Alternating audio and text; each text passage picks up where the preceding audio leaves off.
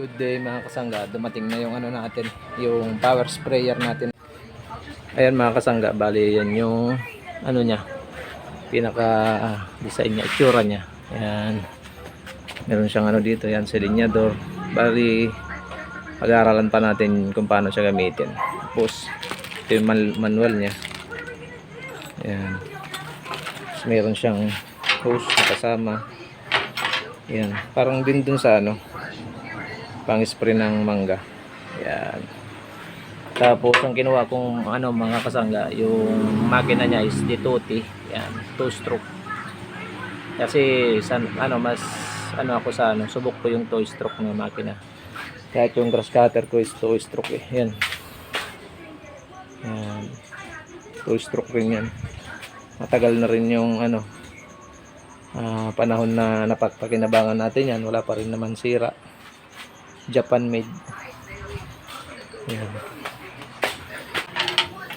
Tapos pa gusto mo rin na ano sa palay, yan. Yung tatlo yung nozzle.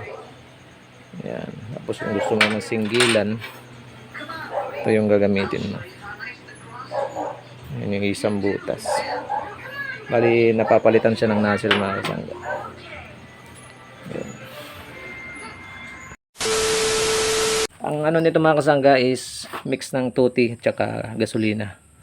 Bali sa 1 litrong gasolina mga kasangga nilalagyan ko siya ng 2 takip ng tuti. Yung mismong takip niya mga kasangga. Ito.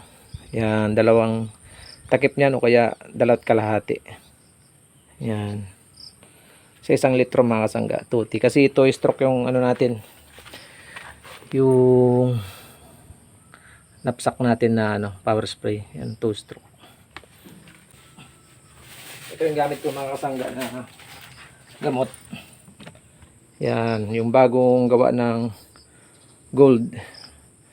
Yung gold rush. Meron yung unang gawa nila mga kasangga, yung gold lang. Ang ano lang niya mga kasangga, ito ang kagandahan nito. Marami na siyang ano, kayang patayin na ano, insekto. Yan. Kaya ito yung pinili ko mga kasangga. Ang halaga nito mga kasangga sa ano, farm supply nagkakalaga ng ano, 680. Yan. Bali ang ilalagay nating ano sa kanya dosage dalawang takip nito mga kasangga. Yan. Sa 25 liters.